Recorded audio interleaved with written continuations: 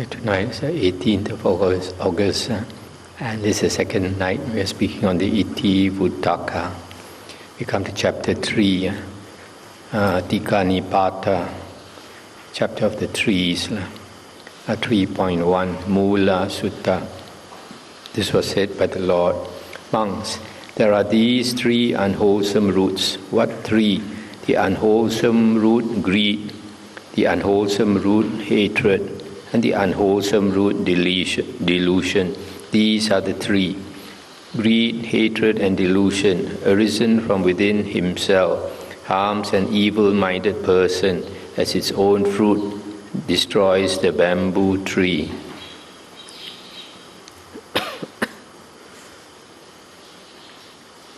Normally you see the fruit destroys the banana tree because when the banana gives off the fruit, then we will chop it down. 3.2 Dhatu Sutta. This was said by the Lord. Monks, there are these three elements. What three? The form element, the formless element, and the element of cessation. These are the three. By fully understanding the form element without getting stuck in the formless, they are released into cessation and leave death far behind them. Having touched with his own person the deathless element free from clinging, having realized the relinquishment of clinging, his asavas all gone, the fully enlightened one proclaims the sorrowless state that is void of stain. This form element can refer to the form realm. Understanding the form realm and not getting stuck in the formless. Release into cessation. Cessation normally refers to cessation of perception and feeling.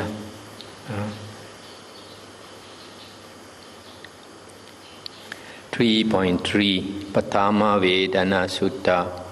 Monks, there are these three feelings. What three? Pleasant feeling, painful feeling, and neither pleasant nor painful feeling. These are the three. A disciple of the Buddha, concentrated, clearly comprehending, and mindful, knows feelings and the origin of feelings, where they cease and the path that leads to their full destruction. With the destruction of feelings, a monk without longing has attained Nibbana. 3.4 Duttiya Vedana Sutta. Monks, there are these three feelings. What three? Pleasant feeling, painful feeling, and neither pleasant nor painful feeling. Pleasant feeling, monks, should be seen as suffering. Painful feeling should be seen as a dart. Neither pleasant nor painful feeling should be seen as impermanent. When a monk has seen these three feelings thus, he is said to be a noble one who sees rightly. He has cut off craving, destroyed the fetters, and thoroughly understanding conceit, he has made an end of suffering. One sees pleasure as suffering and sees pain as a dart. One sees as impermanent the peaceful feeling that is neither pleasant nor painful. Such a monk who sees rightly is thereby well released, accomplished in knowledge, at peace, that sage has overcome all bonds. Now, why does he say here that pleasant feeling should be seen as suffering? Because pleasant feeling will change. You enjoy pleasant feeling, but when it changes, then you miss it. It is suffering. So because of that danger, you see it as suffering. Painful feeling is something that pokes you, so you see it as a dart. 3.5 Monks, there are these three kinds of search. What three? The search for sensual gratification, the search for being, and the search for a holy life. These are the three. A disciple of the Buddha, concentrated, clearly comprehending and mindful, knows searches and the origin of searches, where they cease and the path that leads to their full destruction. With the destruction of searches, a monk without longing has attained Nibbana. This word search, you can also say quest. Quest for sensual pleasures, quest for being, to be reborn again, and quest in the holy life to attain liberation. 3.6 Duttiya Esana Sutta. Monks, there are these three kinds of search: sensual search, the search for being, the search for a holy life, of one who takes his stand upon a view and holds it tightly as the truth. These are heapings of defilements. For a monk wholly dispassionate and freed by the destruction of craving, searches have been relinquished and uprooted the standpoint of views. With the destruction of searches, a monk is free from desire and doubt. In the first sutta of the Samyutta Nikaya, the Buddha said, when he strove too hard, he was whirled about, and when he stood still, he sang.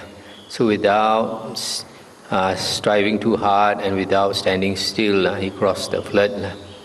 Even in the holy life, if the desire to become liberated is too great, then we strive too hard, that we won't get what we want. So we have to let go of the desire. Let's do the work. 3.7 Patama Asava Sutta. Monks, there are these three asavas. What three? The asava of sensual desire, the asava of being, and the asava of ignorance. These are the three. A disciple of the Buddha, concentrated, clearly comprehending and mindful, knows the asavas or taints, and the origin of asavas, where they cease, and the path that leads to their full destruction. With the destruction of the asavas, a monk without longing has attained Nibbana. This word asava, when a monk attains destruction of the asavas, he becomes enlightened. So asava is the tendency of the mind to flow. Basically, the tendency of the word asava literally means leakage. Some people say it's outflow, some people say it's inflow. Basically, it means leakage. So I think it's a leakage of the mind, the flow of consciousness, because the consciousness creates the world. I like to translate asava as uncontrolled mental outflows.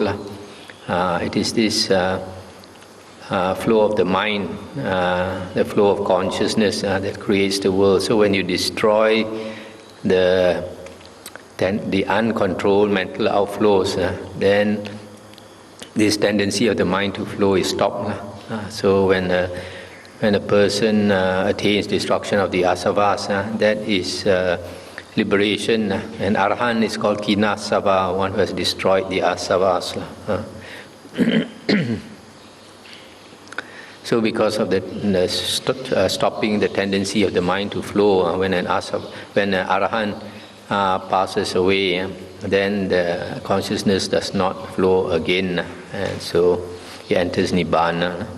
3.8 Duttiya Asava Sutta. Monks, there are these three taints or asavas. One for whom the asava of desire for sensual pleasures has been destroyed, who has eliminated ignorance and exhausted the asava of being. Such a one is released without clinging. Having conquered Mara and his mount, he bears his final body. Another kind of implication of the word asava is the defilements. Defilements of desire, sensual desire, being, ignorance, and views. Sometimes they add one more, is views. 3.9 Tanha Sutta. Tanha is craving. Monks, there are these three cravings. What three? The craving for sensual pleasures, the craving for being, and the craving for non-being. These are the three. Those fettered by the bond of craving, whose minds delight in being this or that, are people in the bondage of Mara, who enjoy no security from bondage. Such beings continue in samsara, going on from birth to death. But those who have abandoned craving, free from craving for being this or that, having attained the asava's destruction, though in the world have gone beyond. 3.10 Mara Deya Sutta. Monks, being in possession of three things, a monk has passed beyond the domain of Mara and shines like the sun. What are the three? Herein a monk is in possession of the non-learner's aggregate of virtue, sila, the non-learner's aggregate of concentration, samadhi, and the non-learner's aggregate of wisdom, panya. These are the three things in possession of which a monk has passed beyond the domain of Mara and shines like the sun. Virtue, concentration and wisdom, one in whom these are fully developed, on passing beyond Mara's domain, shines forth like the sun.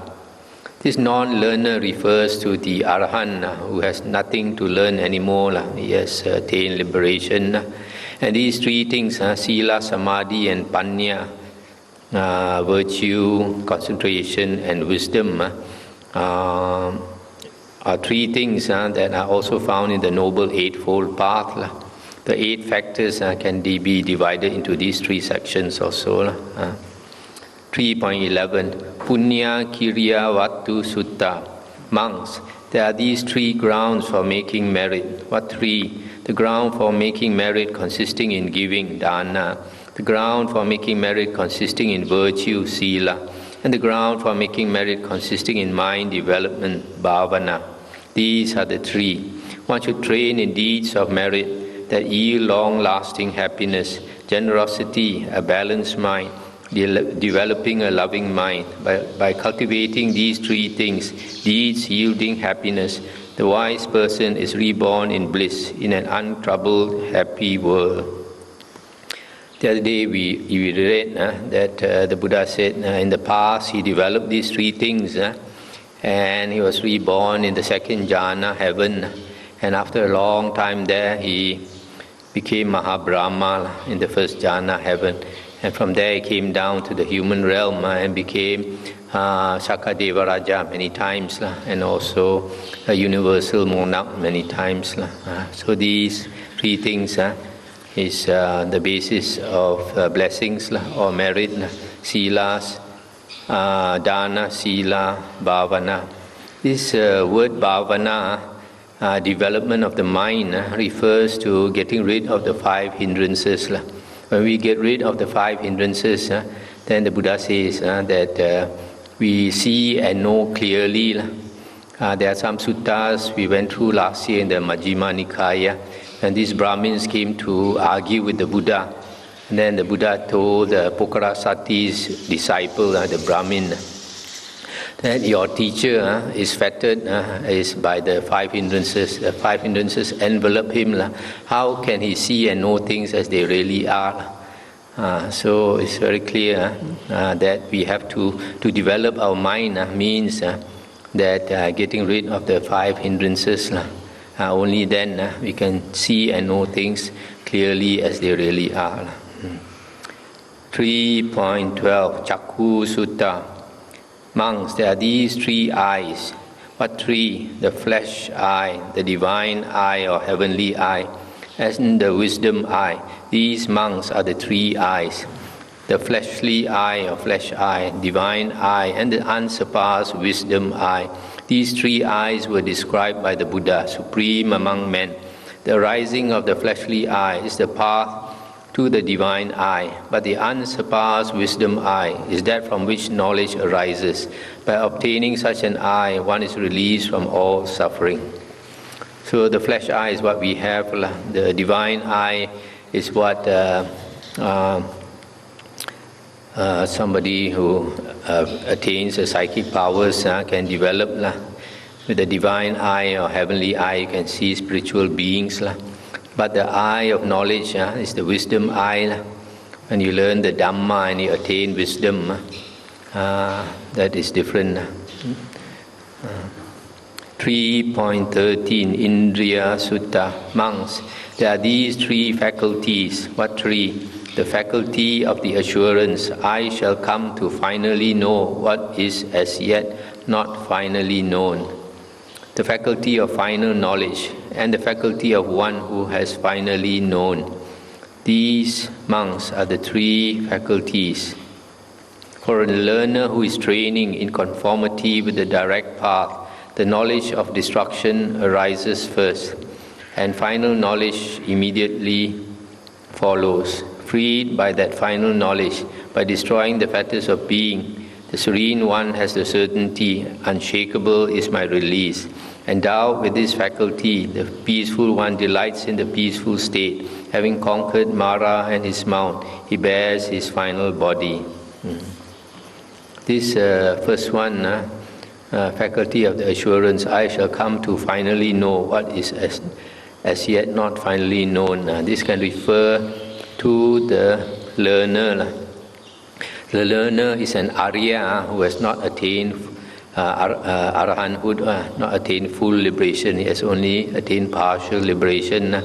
So he knows that he will come to finally know, will finally become enlightened. And the faculty of final knowledge. The faculty of final knowledge refers to the final knowledge. And the faculty of one who has finally known is the person who has become liberated. 3.14 Adda Sutta. Monks, there are these three times. What three? Past time, future time, and present time. These monks are the three times. Perceiving what can be expressed through concepts. Beings take their stand on what is expressed. Not fully understanding the expressed, they come under the bondage of death. But by fully understanding what is expressed, one does not misconceive the speaker. His mind has attained to freedom, the unsurpassed state of peace. Understanding what is expressed, the Peaceful One delights in the peaceful state. Standing on Dhamma, perfect in knowledge, he freely makes use of concepts, but no more enters into concepts range. So you see sometimes like the Buddha, he talks about I, he refers to himself as the Buddha or the Tathagata, but that is just a concept. He also refers to other beings. But some people ask, the Buddha has no self, why does he talk as though he's got a self? Because when he talks to people, he has to use worldly expressions. 3.15 Ducharita Sutta. Monks, there are these three kinds of misconduct. What are the three? Misconduct by body, by speech, and by mind. These are the three.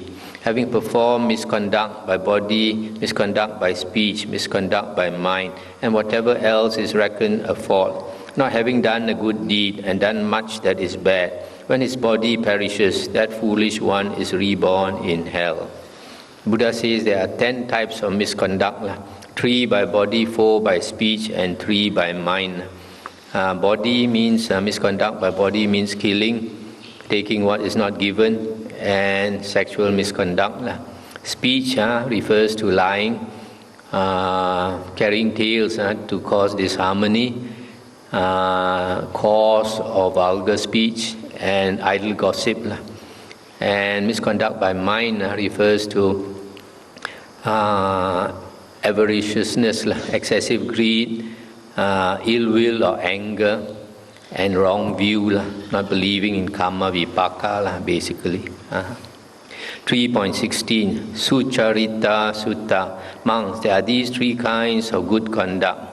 What are the three? Good conduct by body, good conduct by speech, and good conduct by mind. These are the three. Having abandoned misconduct by body, by speech, and by mind, and whatever else is reckoned a fault, not having done a bad deed and done much that is good, when his body perishes, that wise one is reborn in heaven. So this good conduct is abstaining from wrong conduct, the 10 types. 3.17 Socheya Sutta. Monks, there are these three kinds of purity. What are the three? Purity of body, purity of speech, and purity of mind. These are the three. Bodily pure, pure of speech, mentally pure and taintless. A pure one possessing such purity is called one who has abandoned all. Three kinds of purity, body, speech, and mind, can refer to the pure conduct of body, speech, and mind. 3.18 Monia Sutta.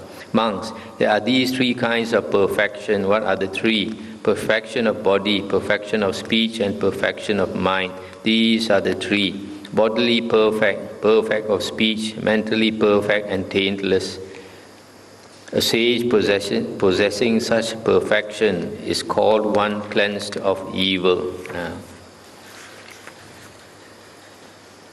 So this should refer to perfection of body conduct, perfection of speech, and perfection of perfection of mind. Could be a person who has attained wisdom. 3.19 Patama Raga Sutta.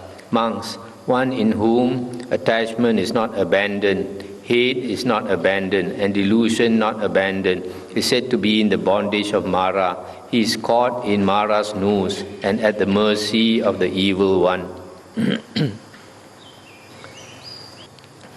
Monks, one in whom attachment is abandoned, hate is abandoned, and delusion is abandoned, is said to be free from the bondage of Mara. He has cast off Mara's noose and is at the mercy of is not at the mercy of the evil one.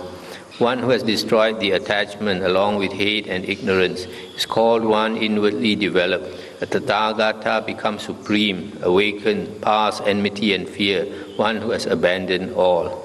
These three things here says attachment, hatred, and delusion. Probably in other places is translated as passion, raga, or lust, hatred, and delusion.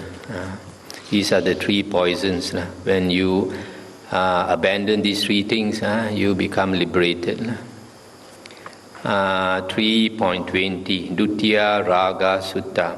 Monks, any monk or nun in whom attachment is not abandoned, hatred is not abandoned, and delusion is not abandoned, is said to be one who has not crossed the ocean with its waves, breakers and eddies, with its sharks and demons.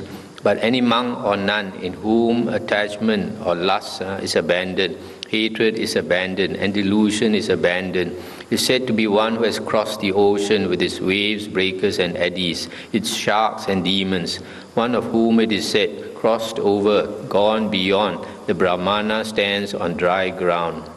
One who has destroyed attachment or lust along with hate and delusion has crossed this ocean with its sharks and demons, its fearful waves so hard to cross. He has surmounted every tie, left death behind, become free from clinging, forsaken suffering and renewal of being.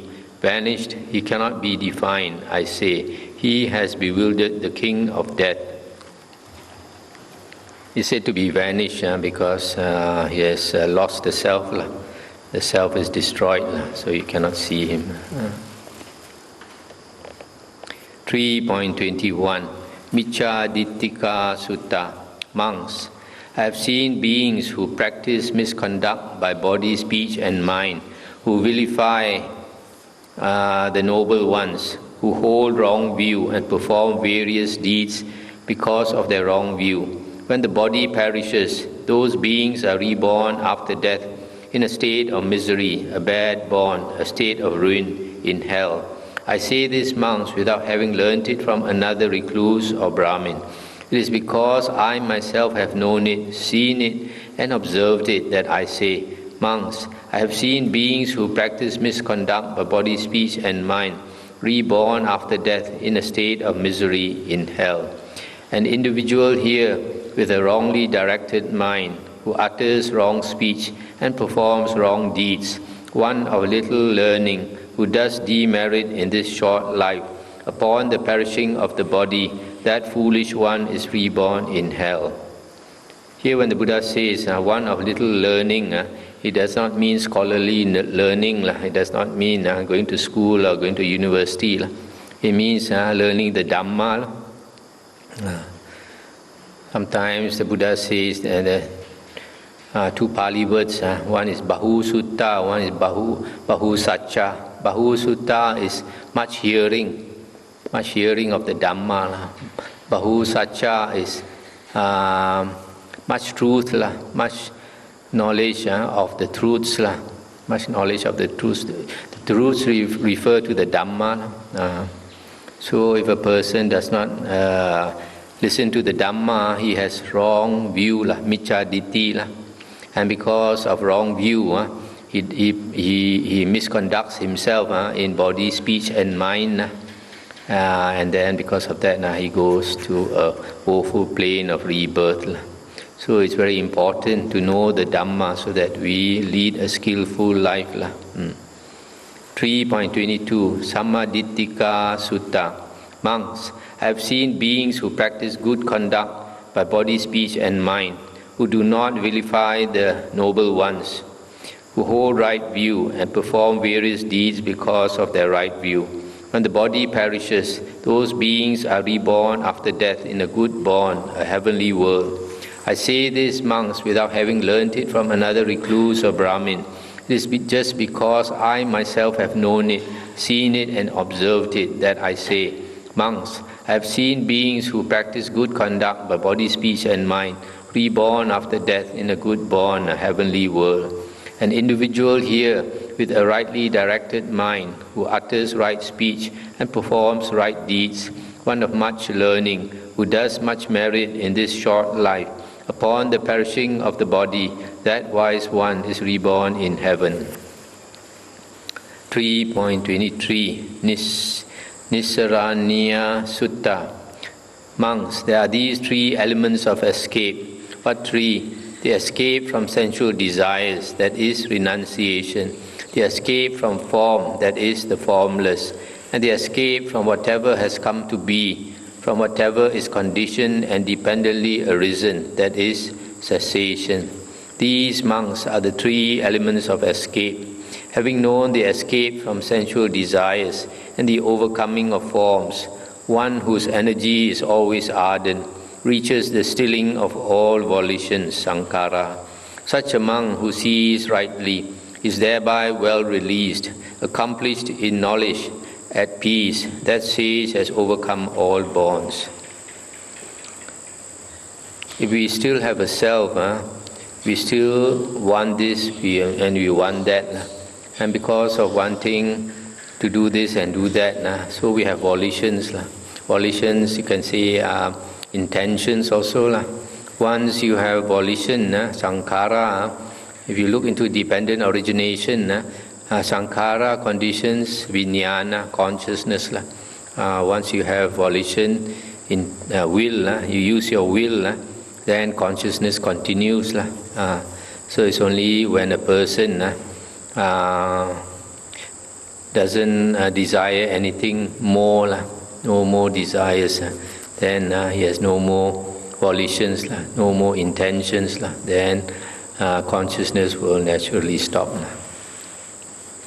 3.24 Santatara Sutta. Monks, the formless is more peaceful than the form realm, and cessation is more peaceful than the formless. Those beings who reach the form realm and those established in the formless, if they do not know cessation, come back to renewal of being. Those who fully understand forms without getting stuck in the formless are released into cessation and leave death far behind them. Having touched with his own person the deathless element free from clinging, having realized the relinquishment of clinging, his asavas all gone, the fully enlightened one proclaims the sorrowless state that is void of stain. When a person attains the rupa jhanas, he is in the form realm. And when he attains the arupas, he is in the formless. But when he attains cessation of perception and feeling, or nirodha samapatti, then the sixth consciousness stops. 3.25 Buddha Sutta. Monks, there are these three kinds of sons not found existing in the world. What three? The superior kind, the similar kind, and the inferior kind. Now, what, monks, is the superior kind of son? In this instance,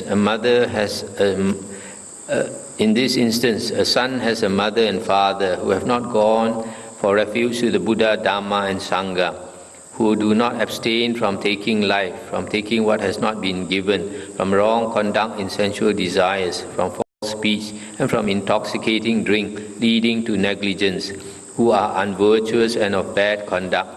But the son is one who has gone for refuge to the Buddha, Dhamma and Sangha, who abstains from taking life, from taking what has not been given, from wrong conduct in sensual desires, from false speech, and from intoxicating drink, leading to negligence, who is virtuous and of good conduct. This monks is the superior kind of son. Now what monks is the similar kind of son? In this instance, a son has a mother and father who have gone for refuge to the Buddha, Dhamma and Sangha, who abstain from taking life, etc., and are virtuous and of good conduct. And the son also is one who has gone for refuge to the Buddha, Dhamma and Sangha, who abstains from taking life, etc., who is virtuous and of good conduct. This monks is the similar kind of son. Now what monks is the inferior kind of son? In this instance, a son has a mother and father who have gone for refuge to the Buddha, Dhamma and Sangha, who abstain from taking life, etc., of virtuous and good conduct. But the son is one who has not gone for refuge to the Buddha, Dhamma and Sangha, who does not abstain from taking life, etc., unvirtuous and of bad conduct. This monks is the inferior kind of son. These monks are the three kinds of sons found existing in the world.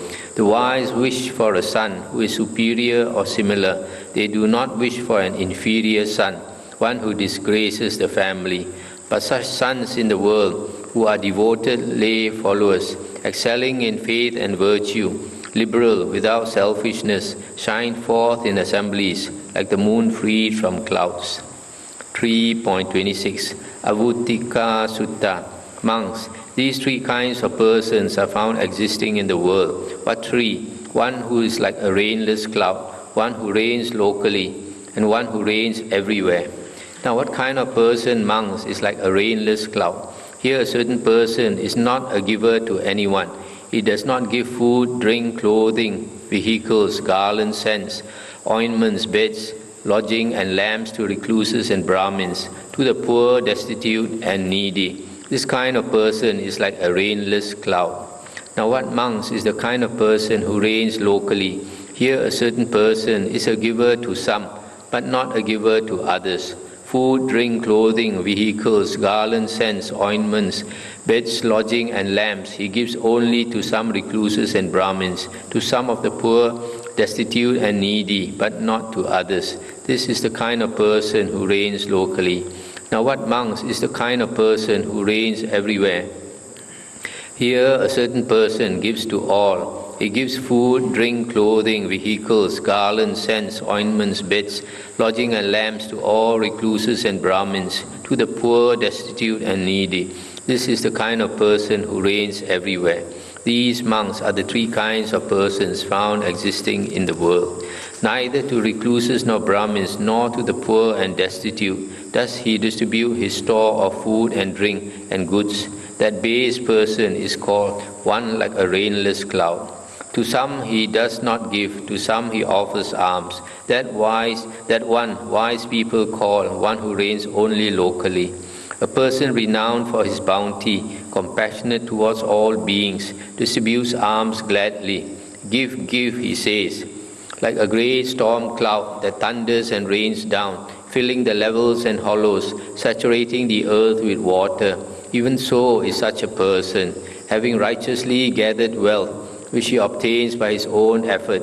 He fully satisfies with food and drink whatever beings live in need. Yesterday we heard that sutta, but the Buddha said, if only beings knew, as I know, the result of giving, they would not be stingy. And that is a very good sutta.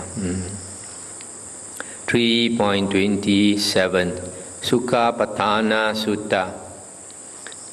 Monks, aspiring for these three kinds of happiness, a wise person should guard virtuous conduct. What are the three? Aspiring, may praise come to me, a wise person should guard virtuous conduct. Aspiring, may I become wealthy, a wise person should guard virtuous conduct.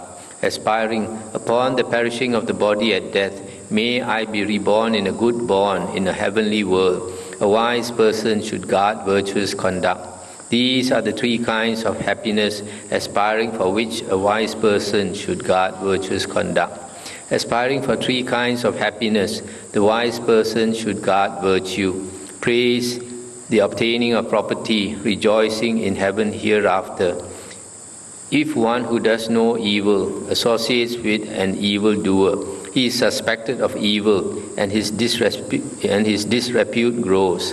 Whatever person one befriends, whomever one associates with, one becomes of like quality, one becomes like one's companion. The follower and the followed, one who contacts and one contacted, are like an arrow coated with poison that contaminates its quiver. Fearing contamination, the wise person should not have evil friends.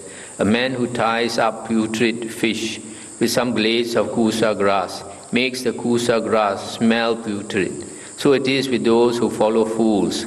But a man who wraps tagara powder in the broad leaf of a tree makes the leaf smell fragrant. So it is with those who follow sages. Therefore, as with the leaf container, understanding the outcome for oneself, the unvirtuous should not be followed. A wise person should follow the virtuous. The unvirtuous lead one to hell. The virtuous helps one reach heaven. 3.28 Bindana Sutta. This body, monks, is perishable. Consciousness is of a nature to dissolve, and all objects of clinging are impermanent, suffering, and subject to change. Having known the body as perishable and consciousness as bound to dissolve, having seen fear in objects of clinging, he has gone beyond birth and death. Having attained supreme peace with composed mind, he bides his time. He waits his time. 3.29 Dattu So Sam Sandana Sutta. Dattu So Sam Sandana Sutta. Monks, it is according to like elements that beings associate with each other and come together. Beings of low disposition associate and come together with beings of low disposition. Beings of good disposition associate and come together with beings of good disposition. It was so in the past, it will be so in the future, and it is so in the present. Desire born of association is severed by non-association. As one riding on a wooden plank would sink in the mighty ocean, even so one of virtuous life sinks by consorting with an idler. Therefore shun an idle person or a lazy person, one who makes little effort. Live with those who dwell secluded, the noble ones resolved and meditative, who are ever strenuous and wise. 3.30 Parihana Sutta. Three things, monks, lead to the falling away of a learner monk. What are the three? Here a learner monk enjoys activity, is fond of activity, enjoys indulging in activity. He enjoys gossip, is fond of gossip, enjoys indulging in gossip. He enjoys sleep, is fond of sleep, enjoys indulging in sleep. These are the three things that lead to the falling away of a learner monk. Three things, monks, protect a learner monk from falling away. What are the three? Here a learner monk does not enjoy activity, is not fond of activity, does not enjoy indulging in activity.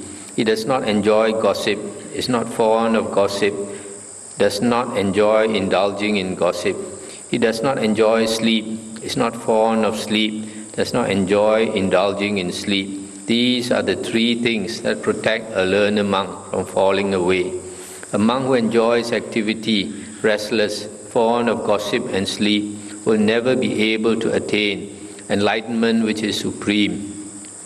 Thus let him restrict his duties, give up sloth and restlessness. Such a monk can attain enlightenment which is supreme. So too much activity, too much things to do talking too much and sleeping too much, obstacles. 3.31 Vittaka Sutta.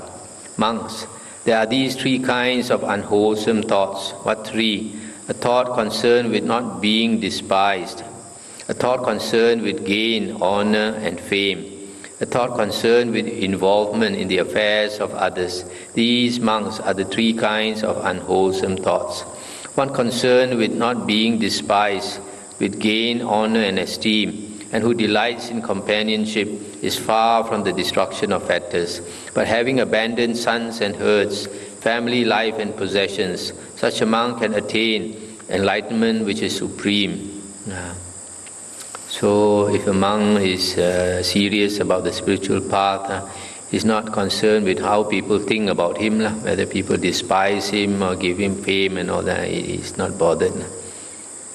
And also bothered about other people's affairs. He's only concentrating on practicing the spiritual path. 3.32 Sakkara Sutta. Monks have seen beings overwhelmed and with minds obsessed by receiving homage upon the perishing of the body after death, take rebirth in a state of misery, a bad born, a state of ruin, hell. I have seen beings overwhelmed and with minds obsessed by not receiving homage, and later by both receiving homage and later not receiving homage, upon the perishing of the body after death, take rebirth in a state of misery, a bad born, a state of ruin, hell. I say this, monks, without having learnt it from another recluse or Brahmin. It is just because I myself have known it, seen it and observed it, that I say, I have seen beings overwhelmed and with minds obsessed by receiving homage or not receiving homage, etc., and after death take rebirth in hell. He is one who lives diligently with concentration undisturbed, both when homage is paid to him and when he receives no homage, meditating continuously, gifted with subtle view and insight, enjoying the destruction of grasping. They call such a one a true man. So a person serious about the spiritual path, he doesn't bother about homage, respect and all that. 3.33 Deva Saddha Sutta. Monks, among the Devas, three joyous utterances are proclaimed from time to time upon certain occasions. What three? At the time when a noble disciple, having had his hair and beard shaved off, and having clothed himself in the yellow robe, intends going forth from the home into homelessness. At that time, among the Devas, the joyous utterance is proclaimed. A noble disciple intends to do battle with Mara. This is the first joyous utterance proclaimed among the Devas from time to time upon a certain occasion. Again, monks, at the time when a noble disciple lives engaged in cultivating the 7 groups of the requisites of enlightenment, at that time among the Devas, the joyous utterance is proclaimed. A noble disciple is doing battle with Mara. This is the second joyous utterance proclaimed among the Devas from time to time upon a certain occasion. And again, monks, at the time when a noble disciple, through realization by his own direct knowledge, here and now enters and abides in the release by mind and release by wisdom, that is taintless by the destruction of the stains or asavas. At that time, among the Devas, the joyous utterance is proclaimed. A noble disciple has won the battle. He was in the forefront of the fight, and he now dwells victorious. This, monks, is the third joyous utterance proclaimed among the Devas from time to time upon a certain occasion. These, monks, are the 3 joyous utterances. On seeing that he has won the battle, even the Devas honor him, the fully enlightened one's disciple, a great one free from diffidence. We salute you, O thoroughbred man, you who have won a difficult conquest, having routed the army of death. You are unhindered in liberation. Thus do the Devas extol him, the one who has attained the goal, for they do not perceive in him ground for subjection in death's control. So when somebody decides to renounce and become a monk, So the devas, they are very happy. And the second time is when a monk is striving hard, fighting hard with Mara. Third is when he has won the battle and become liberated. 3.34 Pancha Pubba Nimitta Sutta. Pancha is 5, Pubba refers to the past, Nimitta is a science. Monks, when a deva is due, this one,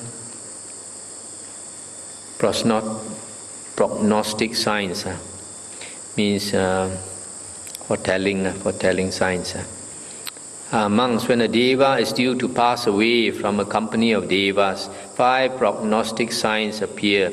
His flower garlands wither, his clothes become soiled, sweat is released from his armpits, his bodily radiance fades, and the deva takes no delight in his heavenly throne.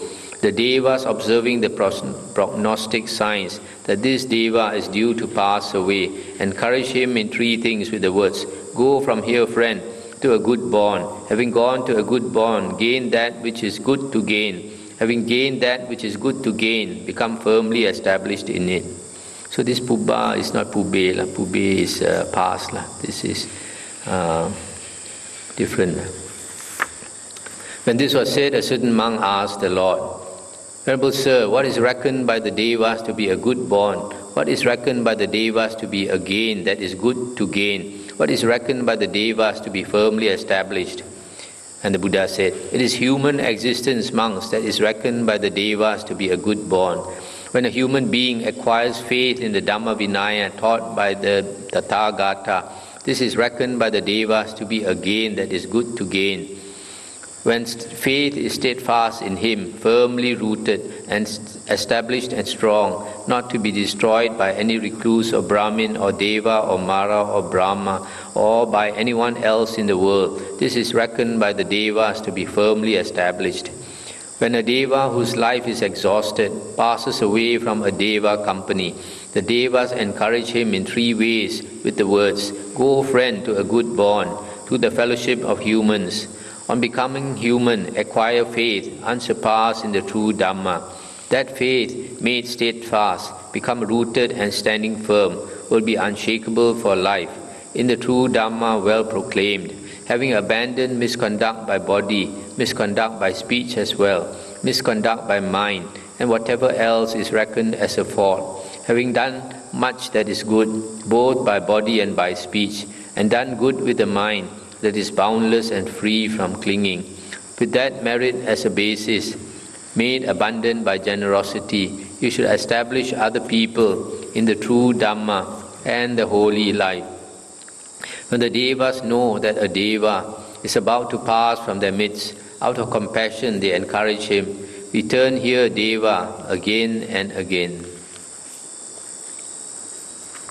So here, when a deva is about to pass away, the other devas know because of these 5 signs of his flower garlands, which are always fresh. Now they wither, and then his clean clothes become dirty, and then he starts to sweat under his armpits, which he didn't do before, and his bodily radiance, the brightness fades, and he's not happy. He used to be so happy. So when they see this, they tell him 3 things. Take rebirth in the human realm, then acquire faith in the Buddha, Dhamma Vinaya, and then make the faith steadfast, firmly rooted. This means get unshakable faith, become Arya, become Sotapanna. 3 things. 3.35 Bahu Jana Hita Sutta. Monks, these 3 persons appearing in the world appear for the welfare of many people, for the happiness of many people, out of compassion for the world, for the good welfare and happiness of devas and humans. What 3?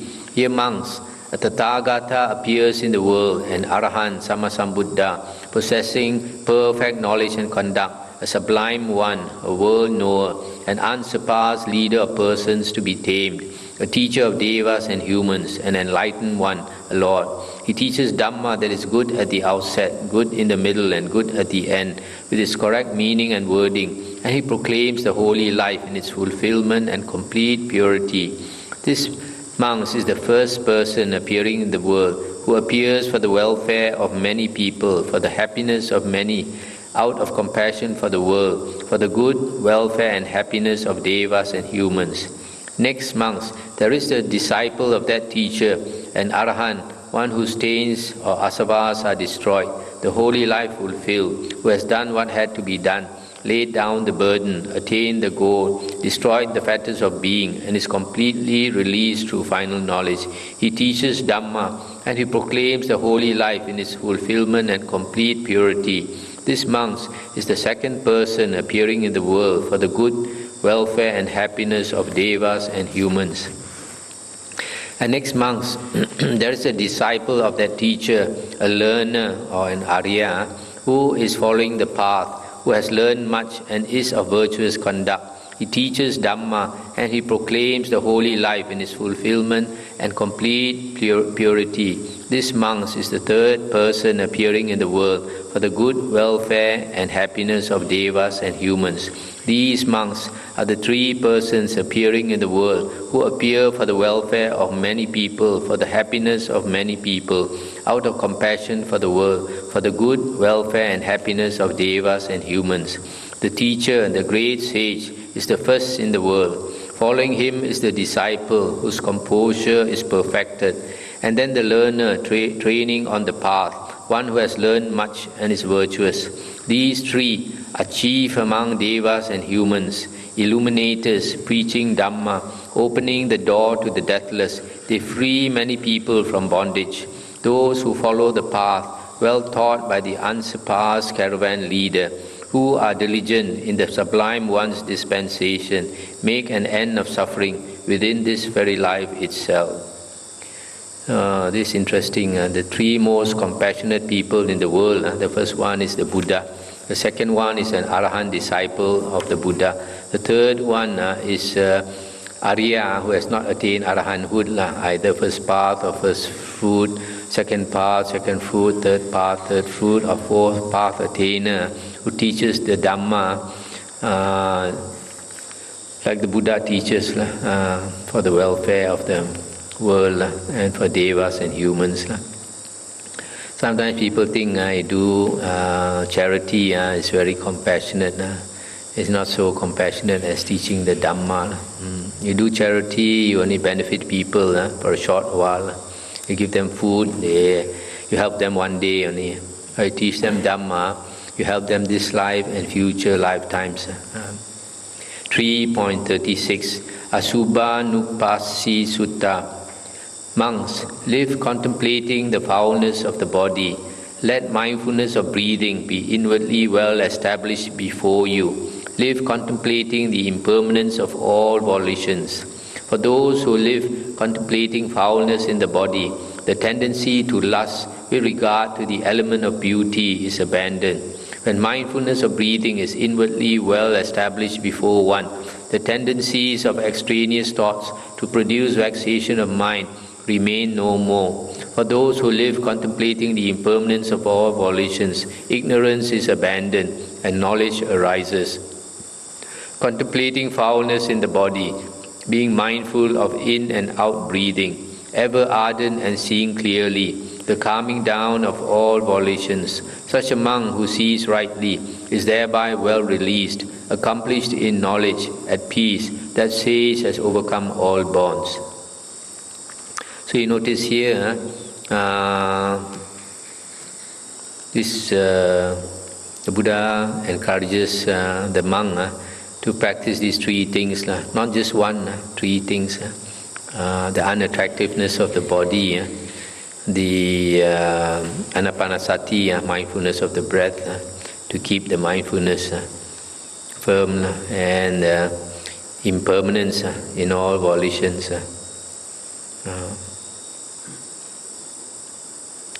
You see, volitions, when we have a volition, when we exercise an intention, there is a result, there's a sequence of results from it. For example, even for you to move your hand, you got to have the volition to move your hand, the intention before your hand can move. So for the world, anything to happen in the world, there must be a volition before something happens. So if the volitions are impermanent, and volitions condition other things. Volitions condition, for example, I have this intention to move my hand, then I move my hand. So if the volition is impermanent, then the movement of the hand is even more impermanent, because the movement of the hand depends on the volition. Just like, for example, if the shadow of a tree depends on the sun and depends on the tree itself. But the sun is impermanent, the sun is always shifting, can be covered by the clouds, and the tree itself can fall down one day. So because the shadow depends on the tree and depends on the sun, which itself is impermanent, then the shadow is even more impermanent. Depends on other conditions which are impermanent. So in the same way, almost everything in the world depends on volitions, and if volitions are impermanent, then everything in the world is even more impermanent. 3.37 Dhamma nu Dhamma Patipana Sutta, practice according to the Dhamma. When referring to a monk who practices according to Dhamma, this is the proper way of defining practice according to Dhamma. When speaking, he speaks only Dhamma, not non-Dhamma. When thinking, he thinks only thoughts of Dhamma, not thoughts of non-Dhamma. By avoiding these two, he lives with equanimity, mindful and clearly comprehending. A monk enjoying the Dhamma and delighting in the Dhamma, reflecting upon the Dhamma, does not fall from true Dhamma. Whether walking or standing, sitting or lying down, with mind inwardly restrained, he attains to lasting peace. I think earlier last year, when we talked on the Majjhima, or the previous year on the Samyutta Nikaya, we came across a sutta where the Buddha said, what do you mean by speaker of Dhamma? The speaker of Dhamma is one who teaches suffering, the arising of suffering, cessation of suffering, and the path leading to the cessation of suffering. Only then is called a speaker of Dhamma. But sometimes you find this kind of Dhamma is very heavy. A lot of worldly people are not interested. So you find some monks in their Dhamma talk, they'll be telling stories, and then people laugh, people feel very entertained. Or some people, some monks, they teach their own Dhamma, their own interpretation. But the Buddha's disciples, we can find from the suttas, when they teach Dhamma, they say it is not their Dhamma, it is the Buddha's Dhamma, it's the Tathagata's Dhamma that they teach. So when a monk teaches Dhamma, it should be the Buddha's Dhamma, not his own Dhamma. 3.38 Anda Karana Sutta. Monks, these three kinds of unwholesome thoughts produce blindness, lack of vision, and absence of knowledge. They obstruct wisdom, lead to vexation, and are not conducive to Nibbana. What are the three? A sensual thought, a thought of ill will or anger, and an aggressive thought. This ill will can also be said to be ill will or enmity. These monks are the three kinds of unwholesome thoughts that produce blindness and are not conducive to Nibbana. Monks, these three kinds of wholesome thoughts remove blindness and produce vision, knowledge and the growth of wisdom. They do not lead to vexation and are conducive to Nibbana. What are the three? A thought of renunciation, a thought of loving kindness, metta, and a thought of harmlessness. I think this is ahimsa. These monks are the three kinds of wholesome thoughts that remove blindness, etc., and are conducive to Nibbana. 3 wholesome thoughts should be entertained, 3 unwholesome thoughts rejected. One who stops such trains of thought as a shower settles a cloud of dust, with a mind that has quelled such thoughts, attains in this life the state of peace. This is the second factor of the Noble Eightfold Path, right thoughts and the opposite, wrong thoughts. 3.39 Antara Mala Sutta. Monks, these three are inner stains, inner enemies, inner foes, inner murderers, inner adversaries or enemies. What three? Greed is an inner stain, an inner adversary. Hate is an inner stain, an inner adversary. Delusion is an inner stain, an inner adversary. These are the three. Greed is the cause for misfortune. Greed agitates the mind. People do not understand this as a danger produced within. A greedy person does not know the good. A greedy person does not see the Dhamma. Blinding darkness then prevails when greed overwhelms a person. But one who has abandoned greed longs not for what invites cupidity. Greed slips away from him as a water drop from a lotus leaf. Hate is a cause of misfortune. Hate agitates the mind. People do not understand this as a danger produced within. A hater does not know the good. A hater does not see the Dhamma. Blinding darkness then prevails when hate overwhelms a person. But one who has abandoned hate is not angered by what incites to anger. Hate drops away from him as a palmyra fruit from its stalk. Delusion is a cause of misfortune. Delusion agitates the mind. People do not understand this as a danger produced within. One deluded does not know the good. One deluded does not see the Dhamma. Blinding darkness then prevails when delusion overwhelms a person. But one who has abandoned delusion is not bewildered by confusing things. He puts an end to all delusion as the sunrise dispels the darkness. These are the three basic poisons in us, greed, hatred and delusion.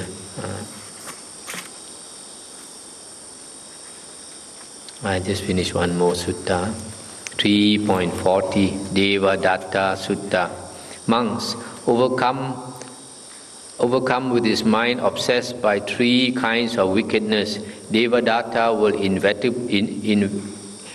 inevitably go to a state of misery, to hell for the duration of an aeon or world cycle. What are the three? Overcome with his mind obsessed by evil desires, overcome with his mind obsessed by evil friends. And although there was more that should have been done, he stopped halfway through gaining a trifling attainment of distinction. These monks are the three. So the Buddha said, Devadatta was overcome by three things. One is evil desires, ambition to lead the Sangha, ambition to be famous. The second one is evil or wrong friends. The third one, he already gained some psychic powers, but he stopped. He should have continued to attain liberation. Surely no one of evil desires is born again into this world. Know that he goes to the bourne of those who live in the grip of evil desires. I heard how Devadatta was regarded as a wise man, one developed in meditation, who shone as it were with fame. Having thought himself his equal, he assaulted the Tathagata and went to the four-doored frightful place, Avici, the unremitting hell. When one plots against an innocent who has done no evil deed, that evil merely affects the one, corrupt of mind and disrespectful. One who thinks he could pollute the ocean with a pot of poison would not be able to pollute it. Awesome is that mass of water. It is similar to in attacking with abuse. The Tathagata who has reached perfection and ever dwells with peaceful mind, abuse has no effect on him. A wise man should befriend such a one and constantly follow after him. A monk who goes along this path can reach the end of suffering. Okay, we stop here. Anything to discuss?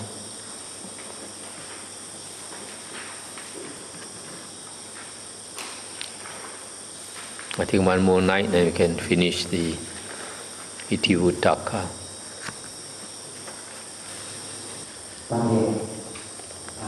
In Sutta, one attains jhana, seeing as they really are. And yet we heard from these two suttas, Sutta 51 and Sutta 73, that one can start in the formless attainment. One can what? One can start in the formless attainment. What is missing here? Is that one view or some other thing? Right view. The Buddha said the foundation in the Samyutta Nikaya, Satipatthana, Samyutta, the Buddha says two foundations are very important: right view and moral conduct. If a person does not have right view, has not entered on the Noble Eightfold Path, he may have attained, like Devadatta, all the jhanas and have psychic power. But without right view, he has not entered on the Noble Eightfold Path. He's just like one of the external ascetics who have psychic power. So right view is extremely important. That's why the Buddha said that is the foundation. And how to attain right view? Study the suttas. Study the suttas and understand the suttas. Then you have right view. That's why a lot of people, they put the cart before the horse. They go into meditation first without studying the suttas. So they don't have right view. And then many of them, after struggling many years and they don't make progress, then they change their religion, no more interested in Buddhism.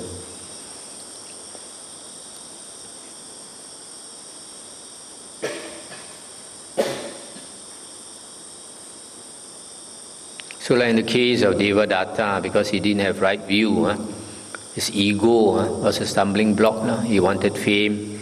He already got fame because he had psychic power. And the Prince Ajatasattu was feeding him 500 dishes every day, morning and evening. So his ego became bigger. So he wanted to take over the Buddha's place, and the Buddha scolded him in front of all the monks. He got so angry, he decided to kill the Buddha.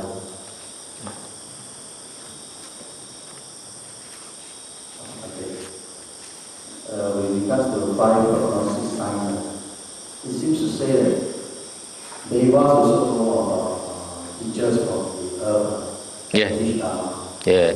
When the Devas seems to be passing away, there are other Devas who knows there are some teachers on earth. Yeah. So does it mean that all the Devas in the heaven realm knew this? No, not only those who are interested to know. Okay. Then here the Deva, does it include Nagas and Buddhas and Asuras?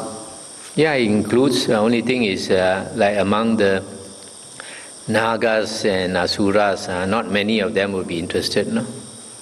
So that means that a virtuous person who does not know Dhamma on earth, when he passes away, because his virtue, he will be born in heaven, and if he's lucky enough, other Devas will know and say, hey, go to earth, and that's why it says the five prognosis signs Sutta.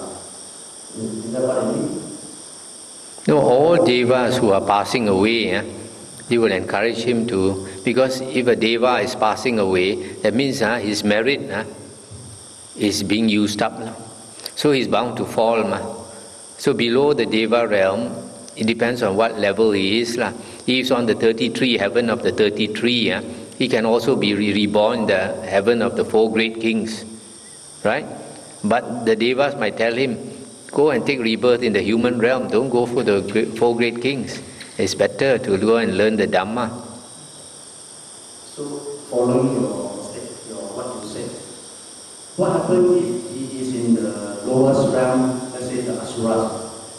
Oh, you mean among the 4 great heavenly kings? Yeah. Okay. So, does the other Asuras... Asuras are not in the 4 great heavenly kings. Asuras are in the 33 heaven. Okay. Also, Asuras also got friends that will tell him to go to Asuras may not be very interested in the Dhamma because they are not interested in the Dhamma. You see, we read in the suttas that when somebody practices the Dhamma according to the Buddha's teaching, then the devas are very happy. The devas in the 33 heaven, they say our devas will grow in population because Mel and Kawai and all that is practicing the Dhamma. They are going to join us in the heaven. Okay? So, those who practice the Dhamma, when you pass away and go to the heaven of the 33, you are born with Sakka Devaraja. But those who are not interested in the Dhamma, they might do some good. Like in this world, there's a lot of people rich. They are philanthropists. They do a lot of charity. Okay? But they are not interested in the Dhamma. They only are interested to become rich. And maybe they think by doing a lot of charity, they become richer. Okay? So such people, when they have a lot of blessings and they pass away, they go to the heaven of the 33, they are born among the Asuras. They are born among the Asuras. And then they like to drink, like to enjoy life. They are not interested in the Dhamma. Those devas probably they won't tell each other go to the earth. No. Only those who are interested in the Dhamma. Not all devas are interested in the Dhamma. We heard in the Attanatiya Sutta, the Yakka Devaraja, he said most of the Yakkas don't like the Buddha and don't like the Buddha's disciples. Okay? I have one more question. It seems to mention that those who are born in the Devadam, when they die, they will go to the next realm below. Yeah. Depending on their karma. Will they have a chance to be born in the those realm? Of course. Also have. Those who have also have. If they have done evil as a deva, if they have done evil. His karma is past karma. Which one manifests? No, not only past karma, that life itself as a deva. You see, there are some yakkas, they might live in the mountain, and then some monk comes to the mountain to practice. They get angry, come and intrude on their privacy. They may kill the monk. Then they die and go to hell. We saw in one of the suttas, two yakkas were flying by, and Sariputta was in deep samadhi. And then the one of them gave a knock on Sariputta, and then immediately he went to hell.